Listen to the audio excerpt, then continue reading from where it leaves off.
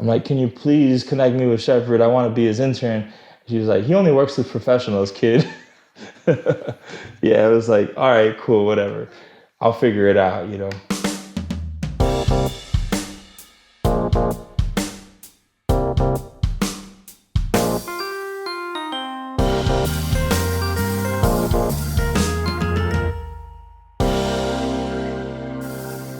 Hello, print friends, and welcome. This is a bilingual podcast, so if you subscribe to us, you'll be getting episodes in English with me, as well as in Spanish with Reynaldo Gil Zambrano. Together, we speak to people around the globe about their practice and passions in the field of print media and multiples. Hello, Print Friend is brought to you by Speedball Art Products. And in 1915, Ross F. George published the first edition of the Speedball textbook, which quickly became the superlative resource for artists and letterers of all skill levels. This is a great resource for the gig poster gang or for folks who want to develop their own fonts and letter forms for screen or relief printed work. Now, over 100 years later, the 25th edition of the Speedball textbook has a convenient lay-flat construction and over 120 pages of examples, contributors' works, and innovative technical insights that is sure to inspire and appeal to scribes and enthusiasts across the spectrum of experience. There's a link in the show notes.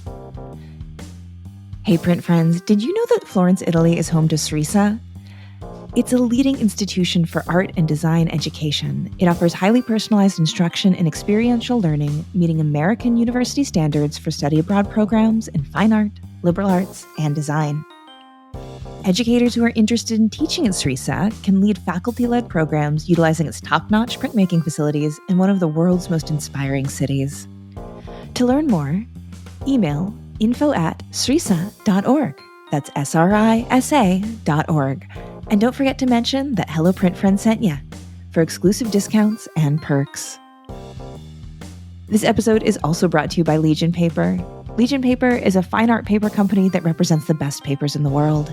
They either stock it, source it, or make it. With brands like Stonehenge, Somerset, Coventry, Reeves, Arches, and more, Legion is the best paper resource for every artist and printmaker's needs. Learn more about the variety of papers Legion stocks at www.legionpaper.com. My guest this week is Ernesto Yerena. Ernesto is an artist and activist based in Los Angeles. We talk about his incredible passion for screen printing and political activism, his introduction to the art world by watching his father and grandfathers paint and detail cars, Cesar Chavez's relationship to printmaking, and hanging out with Lily Gladstone. Hi, Ernesto. How's it going? Hey, Miranda. Not bad. Rainy day in LA. I know. I came all the way here, and I got rain. It feels like Seattle, right? I know. It's been feeling like a lot like Seattle this year here. Yeah. Well, thank you so much for the invitation to come here, to see your shop, and to meet with other people. It's just been an amazing trip so far, and you have a beautiful studio here, and you do beautiful work. And I'm excited for the opportunity to talk to you in the studio. Oh, thank you so much. I mean, it's an honor to be on the podcast, and I'm a fan of the show for sure. Well, thank you. So before we jump in, would you let people know who you are, where you are, what you do? Yeah, my name's Ernesto Yerena Montejano. I'm located in Los Angeles, but I'm actually from the border. I'm from southeast of San Diego, still on the California side of the border, but it's a little town called El Centro, and it's located in the Imperial Valley. And I grew up maybe 15 miles from the U.S.-Mexico border. A lot of my family, like my grandparents and a lot of my cousins and stuff, when I was a kid, still lived on the Mexican side, and I spent a lot of time crossing back and forth. It really informed my younger years of just being constantly in both countries. Yeah. And so what role did art have in that part of your life? I've always been very creative. I've always been really interested in the arts. I've always been interested in history, politics, all of that. My dad painted, my grandpa and my dad painted cars. They did auto body shop stuff, auto body and paint. And eventually my dad got a job at a penitentiary down there at a prison teaching auto body and paint. And so I was always around that. When I was really young, the first thing I remember that really blew my mind, I must have been like 6 years old. And my dad worked at a paint store where they sold paint. And on the side, he used to paint cars. But he was a paint salesman for, I think they used to carry DuPont and other stuff there. And at the time, we have like a midwinter fair. It's like a small town, like 4-H kids bring out their animals to sell. And then it's like all the local businesses like do a little showcase of what they could, what services they offer. And for that year, like the paint shop had got a couple of the guys that paint to do a little demo and get a fender or a hood of a car and do like a design, like do some airbrushing. And one of my dad's coworkers had a Harley Davidson fender, like a wheel cover, and it was like candy, like almost like a magenta and a purple, and it was like flames on it, done with airbrush. Actually, no, it was done with tape masking.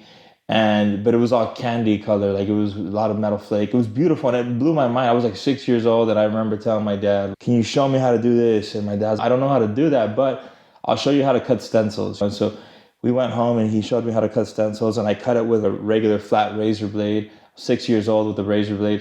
My grandpa saw me with that. He's, "It's not safe. Here, let me get you an X-Acto blade." So I think I was like 9 at the time. A couple years later, he bought me an X-Acto kit. And yeah, they showed me how to cut stencils, and then I just took it I got obsessed with it, making more and more stencils, and that's how I grew up. It wasn't like every couple of years or so at school we would have an art class or an art demo, but it wasn't anything like that was integrated in my class. Like very little art stuff going on.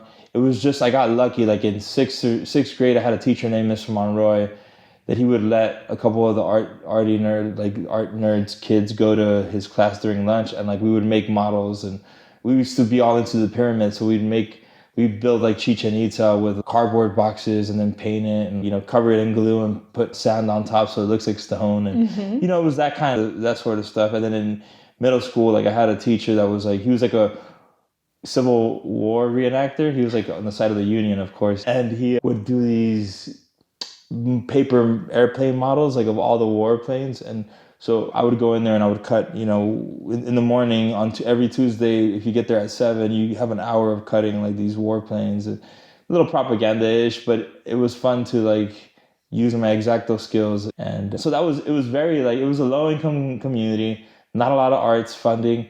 And I put it all together. And then my parents, my mom, my dad were very like supportive of me being creative. Like we would drive.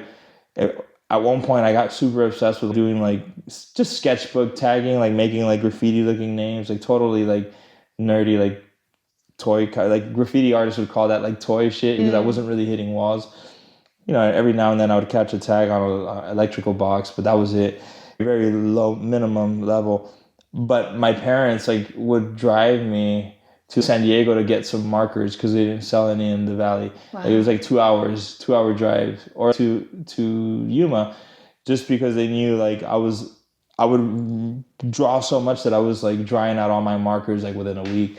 So they would just keep taking me. And so it was like the creativity was always encouraged, but I wasn't in a creative. I mean, everyone is creative down there, but there's not a lot of programming for it. Yeah. But people's parents are supportive in their own ways, and the community is like supportive in their own ways. And so I feel like there's a lot, like there's more people. Like I have friends that have made programming for down there. I think it's called Start with the Arts. A friend of mine started that, and they're funding art supplies for kids down there now. Yeah. So were you ever working on cars during this time? No, I was just, okay. I mean, my dad would do a lot of side hustles, like always. Like my parents, my dad, when he was working down there, it was very like, he wasn't bringing a lot of money. It was very like low income family. But they always had a lot of hustles. Like my dad was like, he can detail like a car to make it almost look brand new. And back in the days of 92, I was like 5, 6 years old, 91, 92, like 90. I remember him and my mom would detail a car all Saturday, and my dad would get like $50. $50 was a lot of money back then. And then we would drive to San Felipe. Like we'd go take a trip down to the coast on like the Sea of Cortez, like in the Baja, the Bahia de California, what is it called? The Gulf of California. We'd go down there and just hang out. So they always had a hustle. And then eventually when they decided they wanted to buy a house, like they started doing more of that stuff. My dad started painting more and more cars, and And then he started trying to get his own equipment, and he would always trade stuff. Like, I'll paint you this car, but if you give me that compressor you have in your garage that you don't use anymore. Sort of this bartering system. And then eventually, like, he was always painting in my backyard. And while he was painting, I was always like, he would have the masking materials, and then I would do my own thing to the side. And I had this wagon that would paint over and over again. Like, I would get, if whatever color my dad was using that day, I would like, let me get a little bit extra that was in the gun, and I would paint my car, do designs, and I had my initials and flames. And it was totally cheesy, but it was like, it was encouraged. And I mean, I think the only thing that was, not that we regret, but the only thing that was like not good about that time is no one was wearing masks, and it was like pretty heavy chemicals and paint thinner and like sanding paint down where it's like floating in the air, and we're all breathing and that stuff. But it was a fun time. But yeah, no, I never really got to work on cars directly. Yeah. And so when did you become aware of printmaking? That it existed, that it was a thing you could do? Way later. I mean, what's funny is that during that time when I was really into the arts, and I mean really into whatever I was into back home, like I was like super politicized young kid. Like, I grew up on the border. Every time I'd go see my grandma, I have to cross through a checkpoint. Like, right. And to everyone else, it's very normal. But in my head, I'm like, this is like some fascist shit. Like, I'm not really digging this.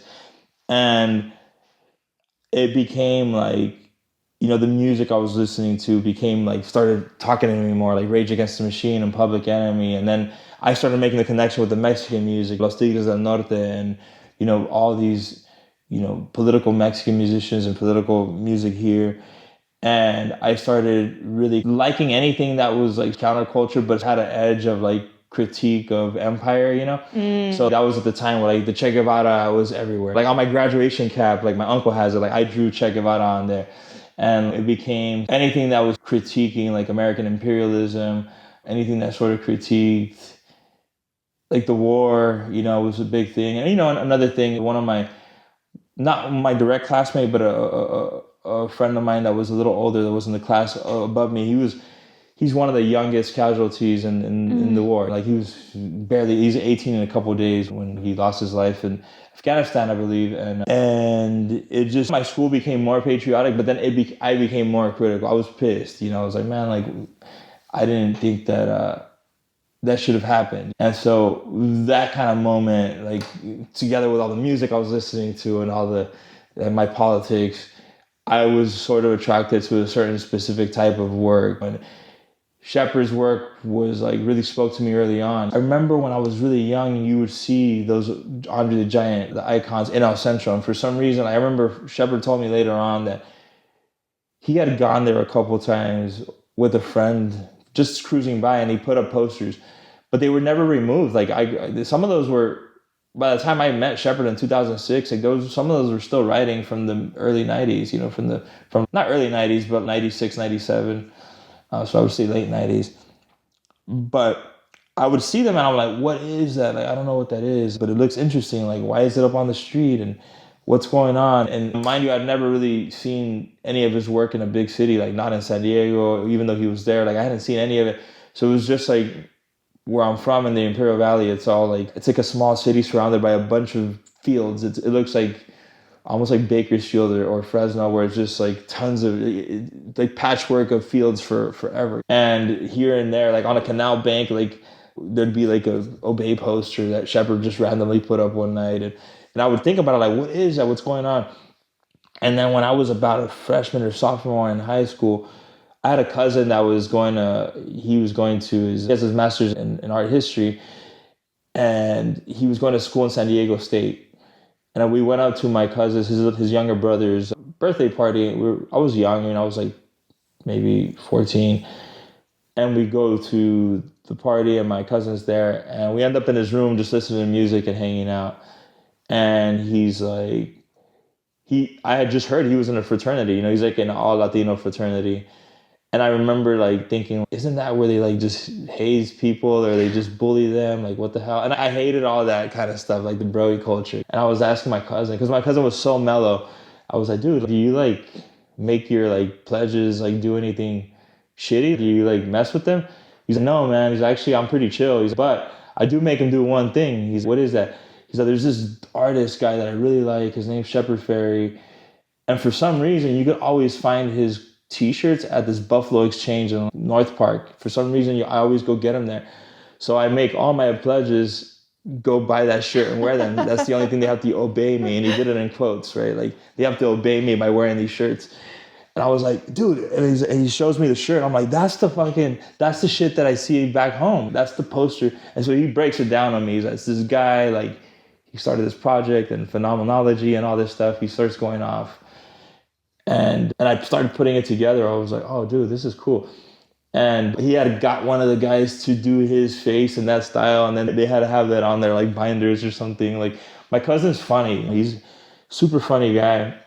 Always the guy that like put me on a new music. Like, he was just always hip to it, like everything. And yeah, he was like, this is like, we're talking, it's like 2000 and it's got to be 2002. Like, I mean, that was probably like a couple months before the Twin Towers, you know, like it was that year. And I remember like thinking like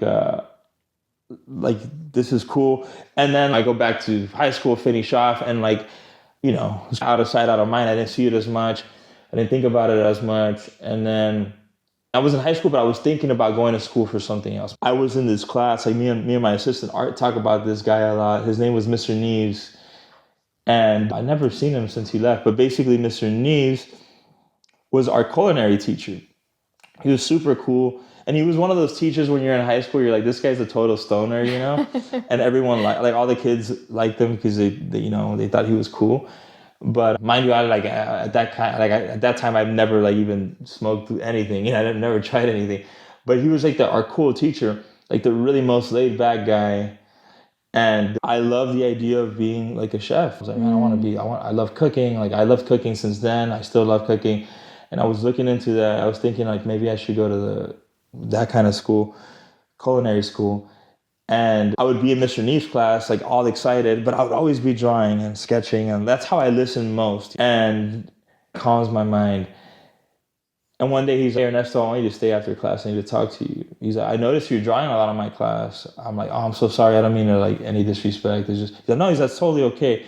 He's like, I think that you should look into maybe going to design school or art school because I have this cousin. His name's Sean Stussy. He's like this stoner surfer guy. And he like moved to Hawaii and he just draws, like he just did a bunch of stuff on surfboards. And now he's got a clothing company and all this stuff. He was doing it in the 80s. And Stussy was eventually had a renaissance. But that was my teacher's cousin. It was Sean Stussy. And he was telling me that, like, why don't you like look into that, you know? And like, because he was my teacher, was, you know, they're always like universities and colleges and whatever, like for-profit schools are always trying to prey on these young kids about to graduate. They connect with these teachers. And my teacher told like Art Institute, which I never give them a proper shout out, but now that they're gone, I'll say it. But it was like this for-profit school. They had a culinary program, but they also had a design program. And he told me, you should check out their design program. And I was like, well, maybe not. And so after I graduated, he had me sign up to get like calls or whatever from them or whatever. Like the promotional stuff. Yeah, promotional stuff. So I signed up to get the calls from them. And then when I graduated, my dad was like, I didn't really have any plans of doing anything. And I was a smart kid, but I was so rebellious with my politics that I was like, this is all doomed. This is all bullshit. I don't want to be a part of it. And I mean, I still feel that way a little bit. But, you know, I think I was really like, fuck it. Like, everything's trash. Like everything sucks. And I had that really depressive I was 17. And I graduate, and it's the week of me graduating. My dad had enough of me. He's like, dude, like, you gotta fucking figure some shit out. Like, I'm 17. Let me just grow up a little bit. My dad's totally chill. My parents are awesome, very supportive. But he couldn't stand me just chilling at home. Like, he did not like Mexican parents don't like you just chilling at home. They're on my case.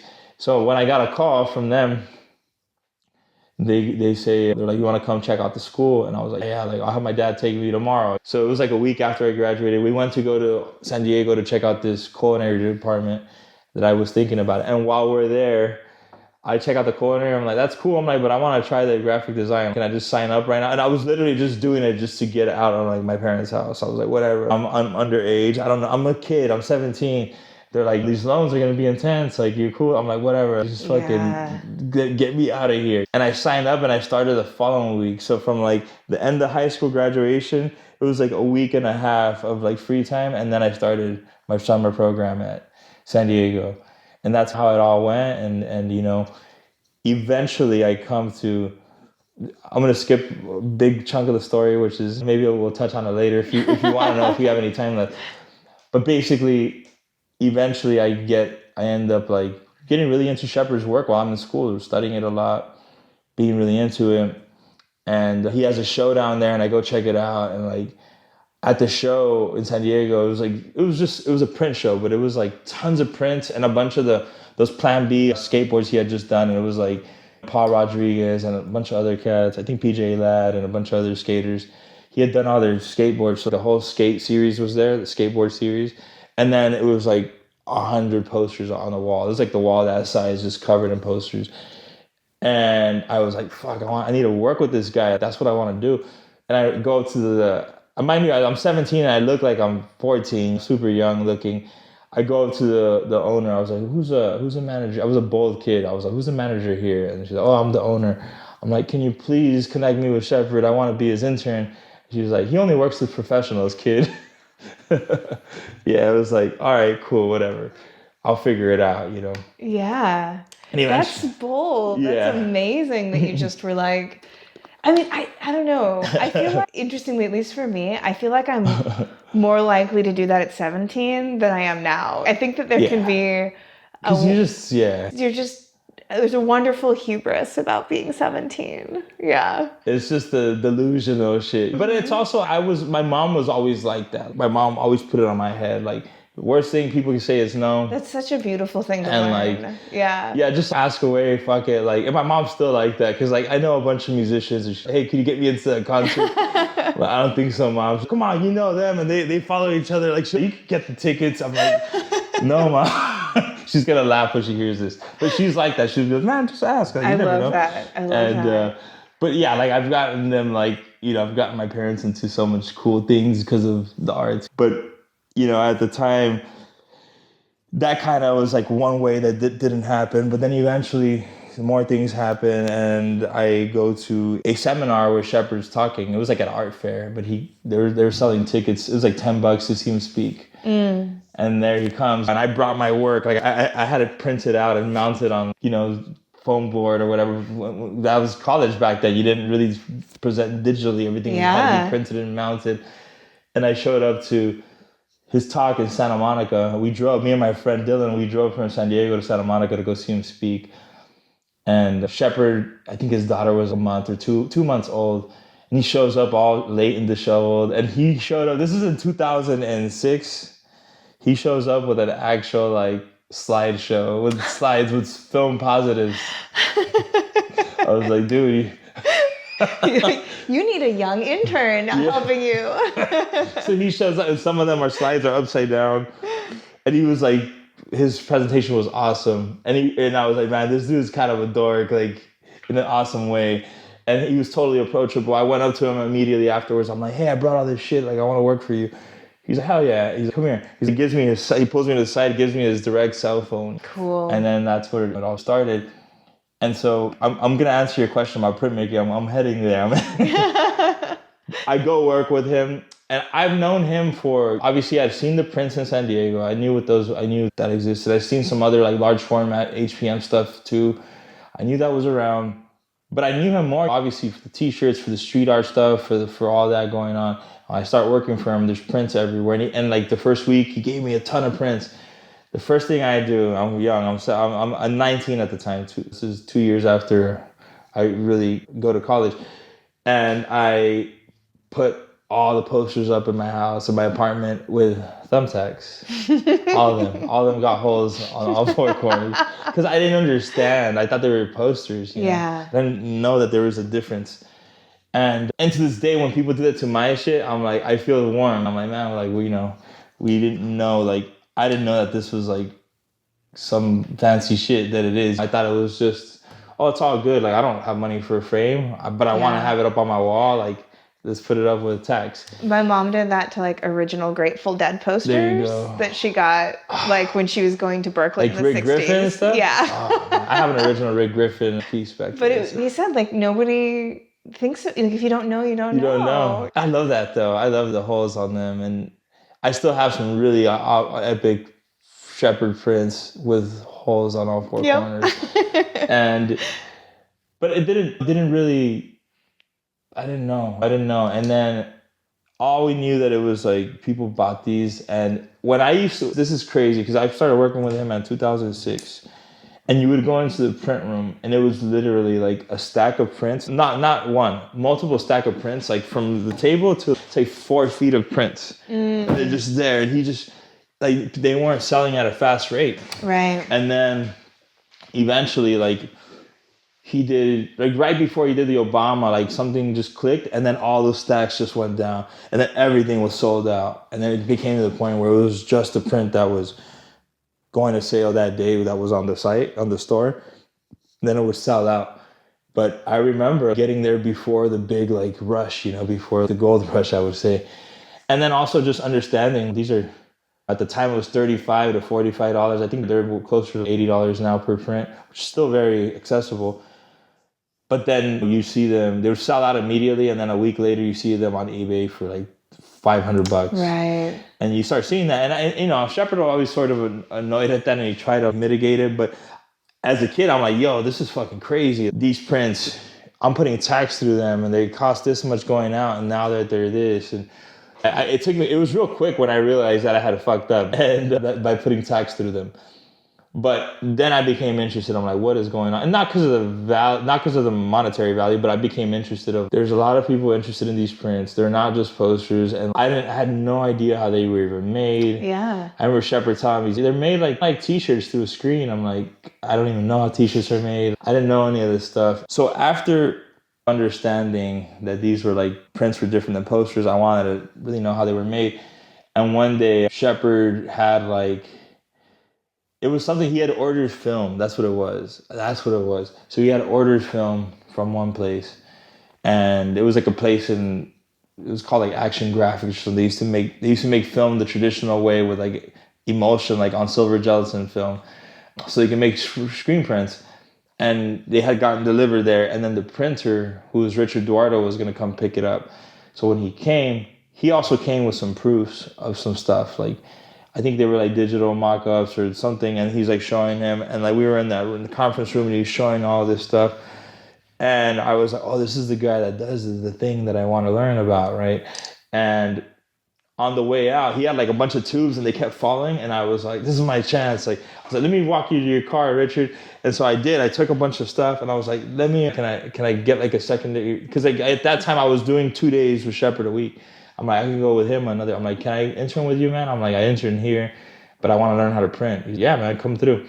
And so when I started going 1 day a week with Richard Duardo. He passed away, I think, in 2014, but Shepherd calls him, he would say he was one of his only mentors, because he's the one that taught him about the HPM, hand painted multiple. He's also the one that taught him how to go bigger. Like he was making really big. He does a lot of large format screen prints now, and that was Richard's sort of contribution. And Richard, he's a Chicano printmaker. He's been around for a long time. He printed everyone. He used to hang with everyone. Like when he had an apartment down in downtown LA, and like in the I would say 70s or 80s. I think it was the 80s or whatever. But Basquiat would come to town, stay with him, and like Keith Haring was like kicking it at his pad, and they would have parties. And there was a time where it was like Keith Haring was sitting in front of Warhol, and he drew him on a napkin, and he was gonna throw it away, and Richard kept it, and all these cool lore around him. And so I go to work for him. I'm as an intern, and I'm working there. And the first couple of months, all we were doing was collating this huge. He had done a portfolio of the Chicano art collection, Cheech Marine's Chicano art collection, but it wasn't screen prints. All of them were like G-clays, but we were just collating them, like putting like a wax paper, or not wax paper, what is it called? The other... Glycine? Glycine, yeah, putting glycine between them, and then just putting them together. And I remember the first day we got there, I put a dent in a John Valadez print. And it was a GK, but he had already signed it. And Richard comes up, he said, the first one's free. He said, the first one's on me, the next one you got to pay for. And like, I grabbed the paper roll and I put a bet in it, you know? And he just like tears it, throws it, and I'm like, oh man. But he had backups, you know, he had all the artists back it up.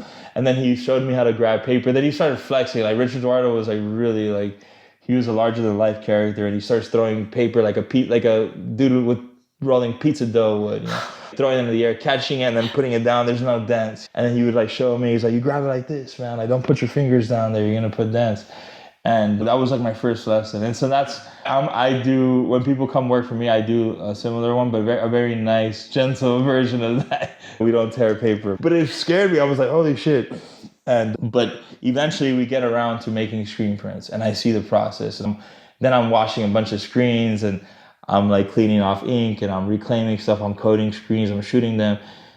And then it became like a thing, like, oh shit, I like this. And eventually I started doing prints for Shepherd, and one of the checks I was gonna get, I had a really old beater car. I always had like old cars, and like I was like, with this print, I'm gonna get it, and I'm gonna buy a newer car. And Shepherd said, dude, your car is fine. Like, you don't need if you buy a car with the money we're doing this print collab with, I'm not gonna collaborate with you anymore. He probably forgot saying that. He was just joking. He was joking around, but he was like trying to teach me a lesson. He's like, you know what you should do? He's like, you should buy, he's like, you love printmaking. He's like, you should buy a little kit at home with this money so you can keep the shit going. Yeah. And so he really encouraged it. And that's how I came. Like, I bought a table. It was handmade, like a homemade table, vacuum table from these guys that used to make signs in Orange County. And then I got all my drying rack and all that stuff together. And I bought a makeshift exposure unit off someone and put it all together. And is this what eventually became Hecho con Ganas? Yeah, around that time it became Hecho con Ganas. Yeah, me and my business partner, Matt. Matt was my friend who would buy every print that I made. And at one point he was like, you know what, I should invest a little bit and we start this off. And that's how it became. Yeah. So tell us about that project. You started to build your own print setup. And then at what point were you saying, okay, this needs to be more than just Ernesto's work. This is going to be something bigger. It's going to be collaborative. Yeah. What was that vision?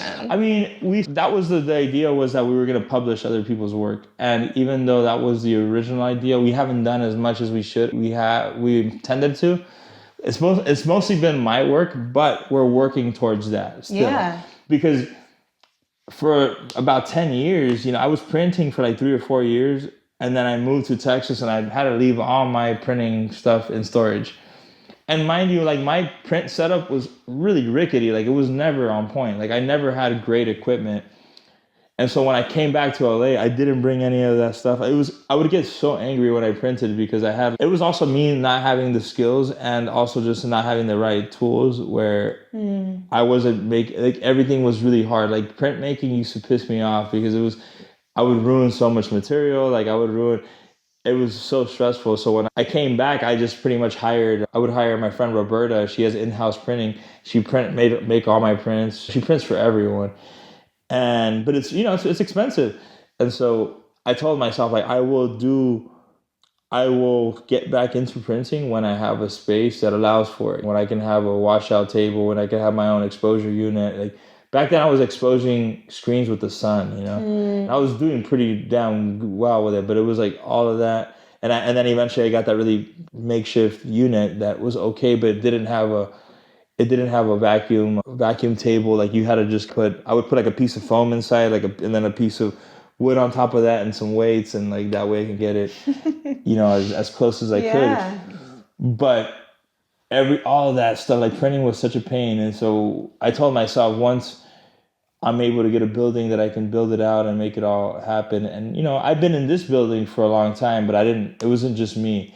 And during the pandemic, the guy that we all used to, like, all the artists here used to rent from, he lost the lease, and I was able to take over. And I took over the whole building. I was like, I'm going to finally make my screen shop. That's great. And that's when I did. That was in 2020. Like, everyone was like...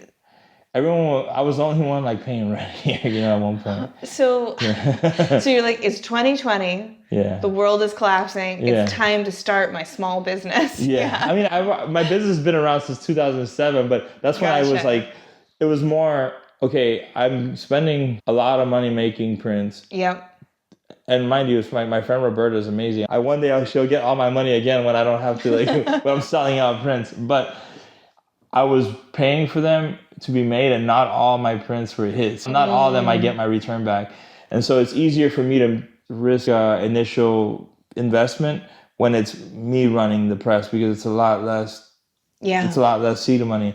And so, because I will always just do what I dig. I hardly ever do something where I'm like, this is gonna sell. Like, never. It's whatever I feel is cool, or if I feel the message is strong enough, or I even make stuff that I think is hilarious to just put it out. And I never know what's gonna do well. I never know if it's gonna do great. And then I've done other images where, like, I did this one called Manifest Justice. It's essentially talking about, the history of, like, slavery, the legacy of slavery, the legacy of stealing the land, colonization, the colonial history of the United States. And it's talking about, like, this place is never going to know peace until all that's acknowledged, and, like, real steps towards healing begin and are seen through. And I made that print in 2014, and I was like, this is like the shit. Like, I love this print, this painting. And then I made the prints, and the prints did not move. Like, I sold like 3 of them, and I'm like, whatever. And then for some reason during the BLM movement in 2020, 6 years later, it's a 6-year-old print. That print, someone shares it, like, goes deep into my thing, and it just goes viral. Like, shares it from my Instagram. Yeah.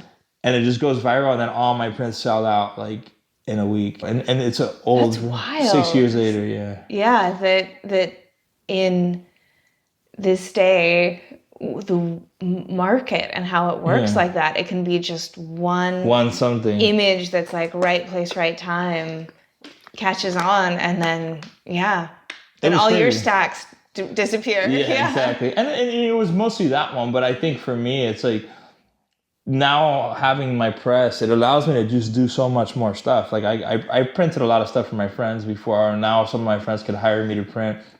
Or also, I like doing political shit. Like, I like trolling politicians and stuff. So I made this one guy, actually my current city council member here. His name's Kevin De Leon. He was in a room with someone secretly recorded him and a bunch of other city council people, all the Latino city council folks getting together. Not all of them, but it was a group of 4, and they're getting together, and they're pretty much talking about gerrymandering, like, districts, redistricting. But it was really, they were, like, trying to figure out a way to, like, chip at the Black political power in the LA. And there was, like, racist shit was said, like, anti-indigenous shit was said, like, all kinds of terrible stuff. A lot of corruption there. So, like, I made a print of him, like, it was like a halftone piece, but it was made out of tiny trash cans. Oh my gosh. And, like, I like doing that, and I would print them out and give them to people, and people had them in their stores. And I like having a press for that means, like, immediate, like, shit talking through the graphic. Yeah. You're someone who was politically active and engaged from a really young age. So this is a part of you. Oh, yeah. And so it comes out in your work, and it's always there. But then, of course, you also have to keep the lights on in a place. And what's that balance like for you in terms of making and the receiving that happens, and making sure that your voice and your message is always there?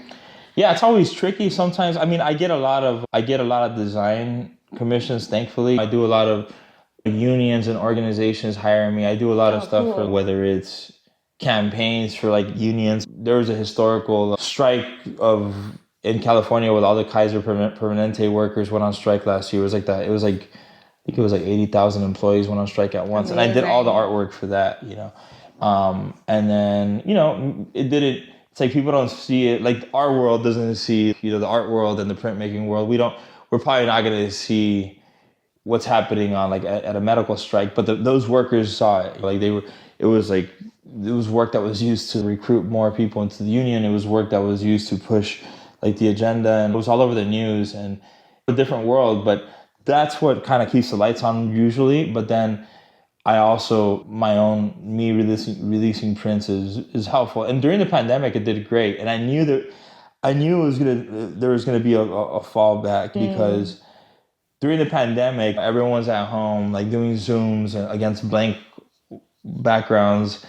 And then all of a sudden, everyone started buying plants, started decorating their homes, started buying prints. And every artist that I know was killing it during COVID, like all of us. And I knew that I was like, when this shit, there's going to be a fallback to this. Like, one, like, not everyone that's buying our work right now, they're not serious. Not everyone's like a serious collector where they're just buying enough to fill their walls. And once their walls are filled, that's it. They're not going to continue. And I get that. I'm not mad at that. But I knew that it wasn't going to be like, this is temporary. Like, we got to, and that's when I did the whole build out. I demoed the whole front of the building and I rebuilt the whole place because we were doing so well. I was like, this is the time to do this. Yeah, super smart. Investing back in yourself and your work quickly. With it. Yeah. Yeah, I didn't get it all back, but we were still in debt a little bit. But, I think, it's interesting. So now, I mean, I feel like I used to do a little bit more commercial work, but for the most part, I've noticed, maybe I just have bad luck or I don't know what it is, but I noticed a lot of times that like commercial, like corporate clients, I guess back in the days, like it was great. Like they used to pay decent, and now they want to pay you the least they can. They absolutely can. And they also want all the rights. So when I was used to doing designs for all kinds of clients, it was always licensing deals, like very used to that. And someone hires me to design it and I charge them for the labor that it takes me to design it. And they also get a licensing fee and it's limited. It's usually 2 to 5 years and it's limited to what they're going to use it for.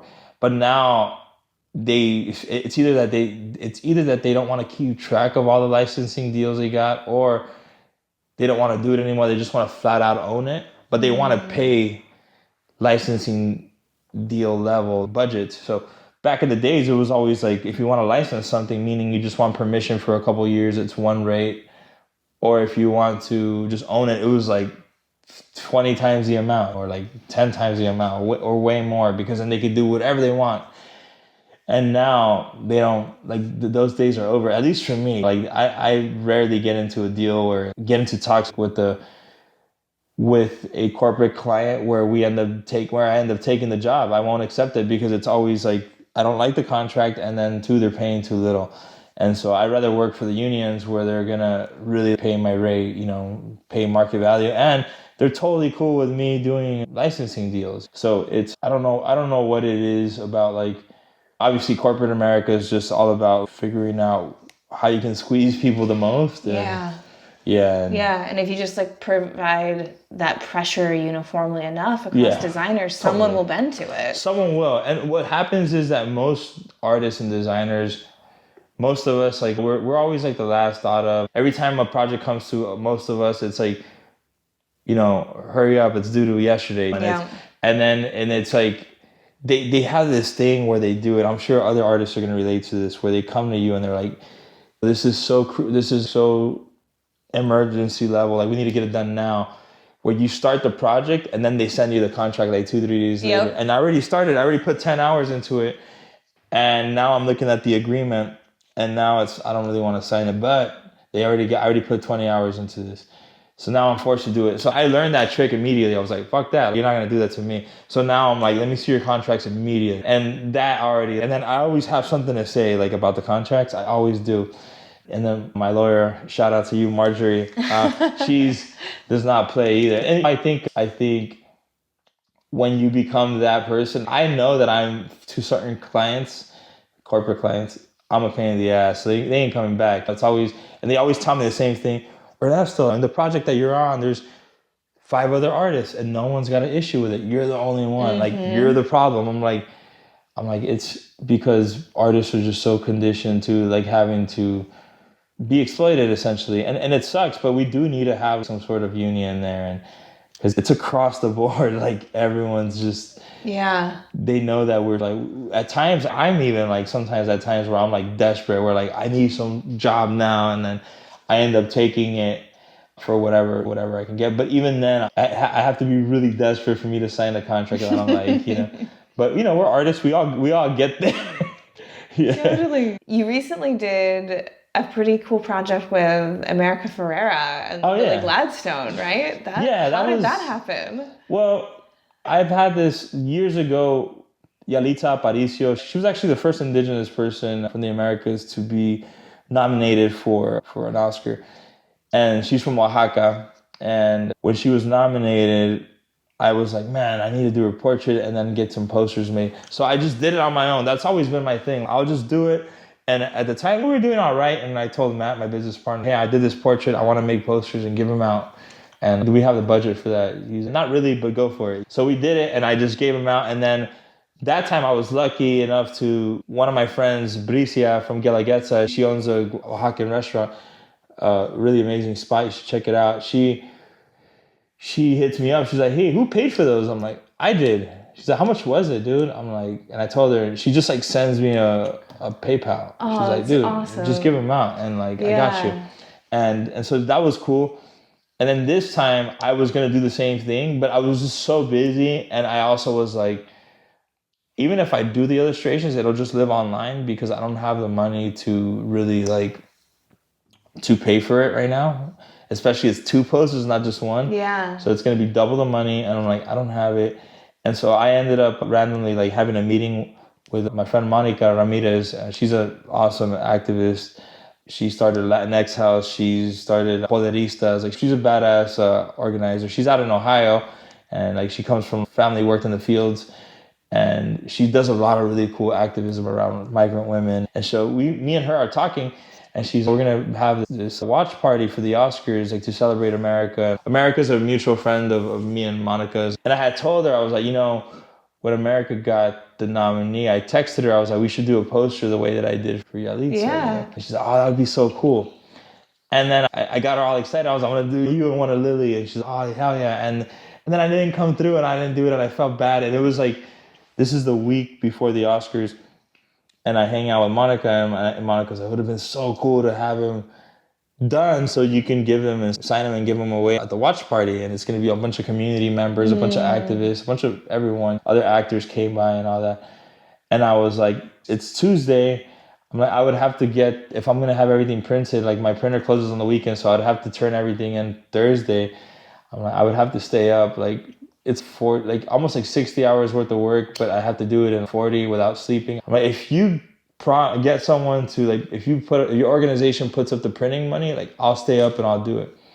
And she's like, you don't want to get paid? I'm like, not really. I'm like, but if you whatever. So at the end, she comes back, calls me 2 hours later after our meeting. She said, I talked to our CFO. She said that yes, we do have the money to get them printed and we'll give you like a design stipend just to, help out. I'm like, hell yeah.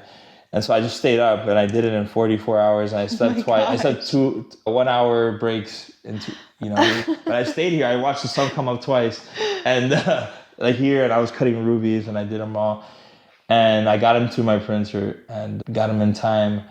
And that's how that happened. And, one thing led to another. And Lily Gladstone's partner, her boyfriend, Ben, he reached out to me and I was like, I want to get some of these to her. And she's like, come over to the hotel, come hang out. And so we went over there and hung out at the hotel and gave them to her and she got to meet her and she's totally cool. And yeah, it was cool. Like I love it when doing something like this is renegade because you're not going through the exact channels, you're just doing it.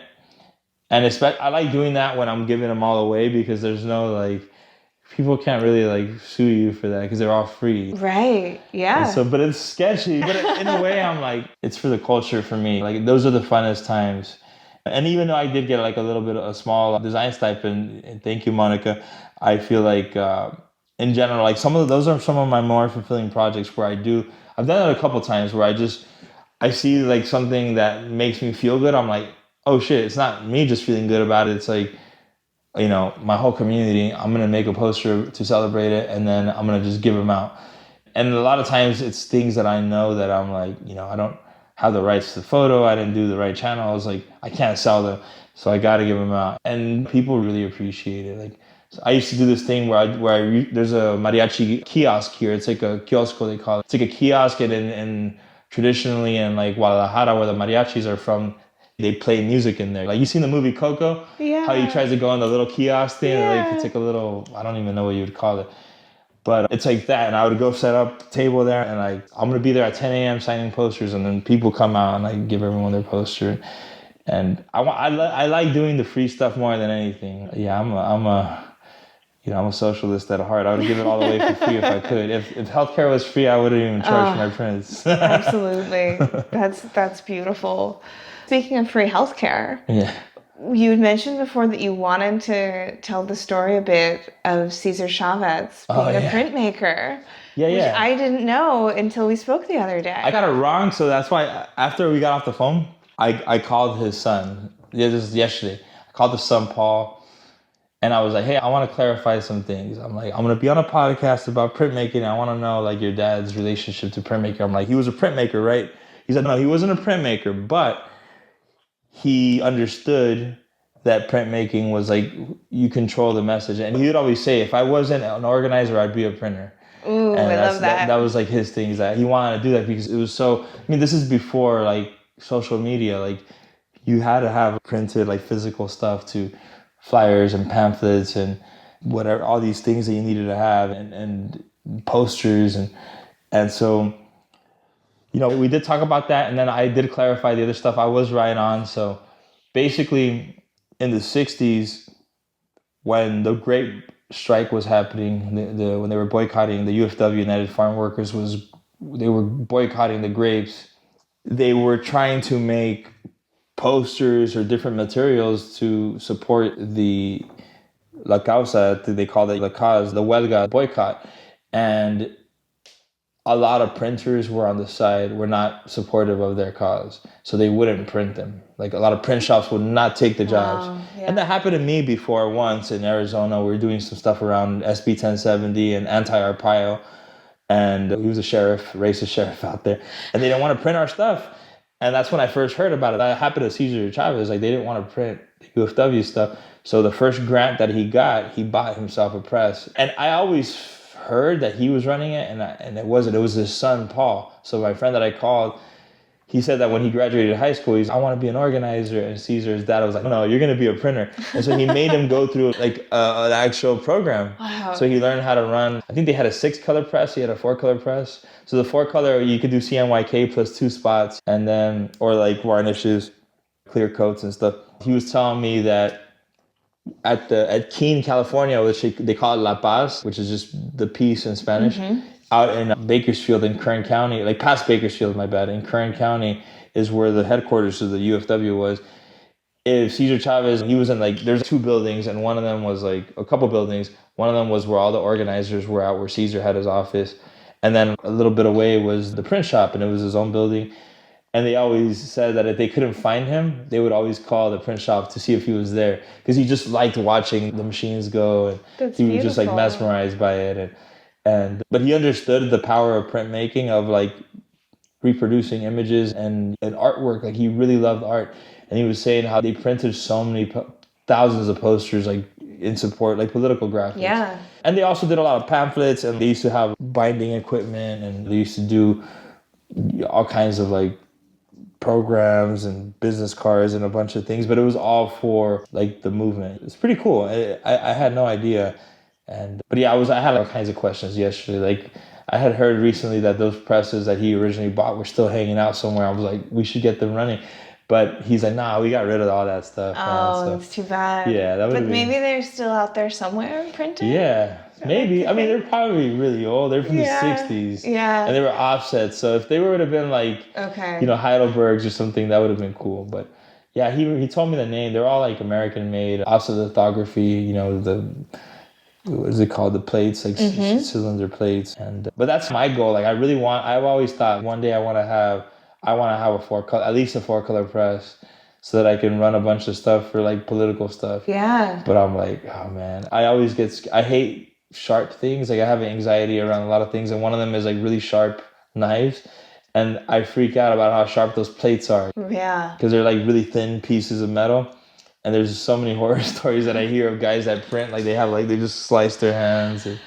Yeah, I was in the print shop at Alfred the other day, and I came in looking for someone, and the students were working with plates, and there was some student in there with his hand in the sink gushing blood, and I was like, yep, I'll be back. Like, y'all are busy. That's like a different level of like gnarliness. Yep.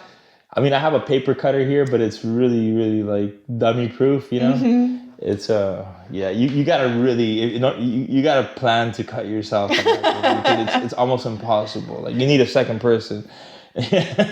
Totally. Well, in the time that we've got left, I'd love to hear about the logo and the chop that you chose. This rose, because it's so beautiful, and Thank you. I feel like it also has a softness to it. Yeah. And yet you're doing work really politically engaged, sometimes about tough things. Yeah. And I love that the chop is just this beautiful rose, though. Yeah, I think so. When we were doing a lot of the We Are Human projects, that was a project that a friend of mine, Marco Amador, and Zach De La Rocha, he's a friend of mine, mentor. He's also from Rage Against the Machine. He put together this project to do work with Endelon, with National Day Labor Organizing Network, to support the movement for migrant workers and people to get, essentially, at that time we were asking for legalization, people to get their status updated. And it was brought to us by Zach and Marco, and we teamed up with Endelon, and Shepard and me came on, and we did these graphics.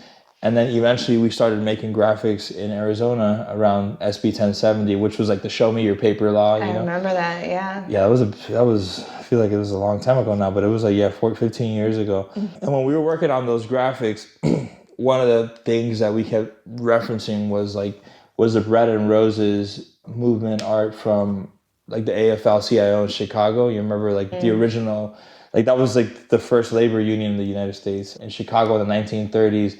And a lot of their graphics were around bread and roses. You want to have equal both roses that represented dignity, and bread was like payment, you know? Right. So you want to have both. And sometimes you have like really dignified work, but you don't get paid, or sometimes you get paid a lot, but then you don't feel dignified. And so you wanted to have them to be balanced.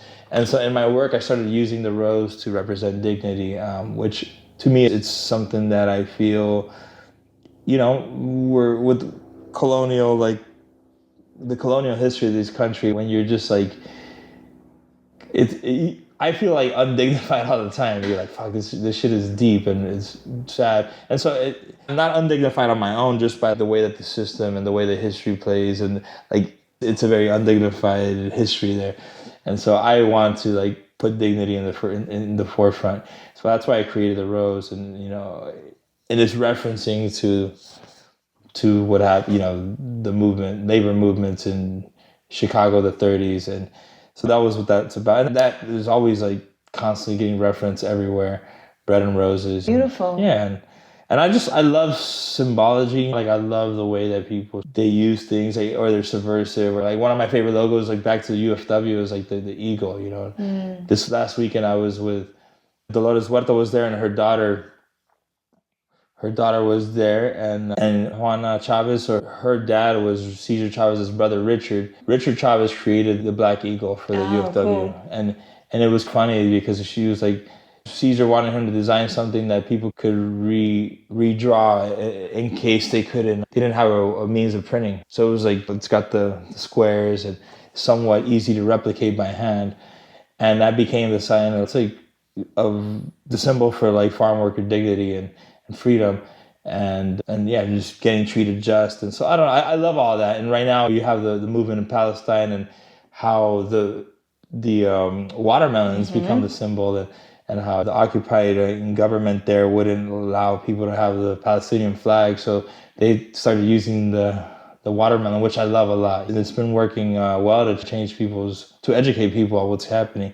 So I think symbols like that, the rose or the watermelon or the eagle, simplified to a certain level. And even in the immigrant rights, one of the things that's become a symbol has been the monarch butterfly. And that was one of the first people to ever do it. He was elder. His name was Tupac Enrique. He's actually just passed away, but he was one of the first ones to ever bring it to my attention. And then I did a graphic, and then Fabiano did a graphic, and took off into becoming the symbol of migrants in this country. And I think Tupac had referenced it from an old poem, I believe. I forgot the name of a poet, but he was talking about it.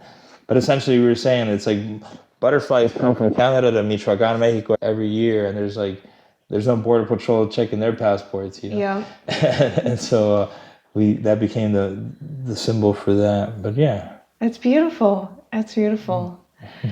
So we're almost out of time, but is there anything else you want to make sure we don't miss before we close for the hour? Yes, I wanted to say that one of the reasons why I wanted to do your podcast is because I'm part of a lot of communities, like activism, everything, like the music stuff, and I'm even like in the comedy gang. I have friends in every sort of subculture, not every, but a lot of them. And I feel like the printmaking community is the nicest, the most coolest, the most like supportive. It's got the least amount of gatekeepers. It's my favorite community I'm a part of. Like it just really is. There's nothing like it. And it's like, it's the first community that when there's like a problem on the press or something, everyone tries to help out how to solve it. And it's also sort of like, it's a very hard thing. Like even the master printers, the ones that have been doing it forever, they still run into like issues, and it never really fully gets like easy. It gets easier, but it's never fully easy. And so I think that like there's this deep respect for printmakers from one to another, because you're choosing like a journey that's really hard, and even if you just happen to, if you get on that journey and you stick to it, you automatically get props from all the other printmakers. And I just love it. I mean, I think that it's like my favorite group of folks. Printmakers we're especially nerdy in certain ways. We're all on different levels of the spectrum for sure. But hopefully that doesn't offend anyone. I'm like literally on it, But I think it's definitely like I hope that it keeps getting bigger and it keeps growing, because I know that like, for as long as I've been in it, they've been saying like the dying art, like it's going away. There's less and less. I've seen it the opposite. I've seen more people get into it. There's a lot more engraving artists, like and like lino cut artists than there are screen printers. But like I just want to see screen printing so big that that it just keeps on getting innovated more and more. And that's pretty much it. That's beautiful. I love that, and I totally agree. It's part of what brought me to the community and why I just keep hanging around is because there's no place quite like it. No, so cool. Yeah, there's so much kindness and openness, and it's just full of people who often are holding the values that we've been talking about in this interview, and people who had hope and are activists and are kind and are just like, hey, there's always a place for you at this table. And there's really not a lot of places like that in the world. No, there's not. And I just see, I geek out on Instagram or on TikTok for however long it lasts. Maybe when it airs, it'll probably be illegal. But I think of just all the dope printmakers around the world. There's just so many, and I can just watch these. There's this guy in Japan that does like these drawings, these prints where there's no registration marks. I've seen him. And I've been trying to. He's like the magician where all the other printmakers are commenting, how are you registering, dude? The guy that did the Coke bottle, that one. Holy shit! Like I lose sleep thinking about that print. So we need to track him down. Yes, that'll be the next. You and I need to go do a Hello Print Friend investigative series into the countryside of Japan. That's the final boss right there. Like, how do you do that, dude? I don't know, but I'm like, just because of how good that printing is, that dude's gotta be weird as hell, I love it. That's perfect. It's the best way to end it, right? Absolutely. So thank you, Miranda. Yeah, thank you. And that's our show for this week. Join me in 2 weeks' time when my guest will be Amanda Occult. You may know Amanda's work for her incredible cut plate etchings adorned with embroidery. You won't want to miss it. If you like today's episode, we have a Patreon where you can help support the podcast and get bonus content like Shop Talk Shorts with past guests. But the very best thing you can do to support this podcast is listen, rate, follow, and share with your fellow print friends around the world. This episode, like all episodes, was written and produced by me, Miranda Metcalf, with editing by Timothy Pauschak and music by Joshua Weber. I'll see you in 2 weeks.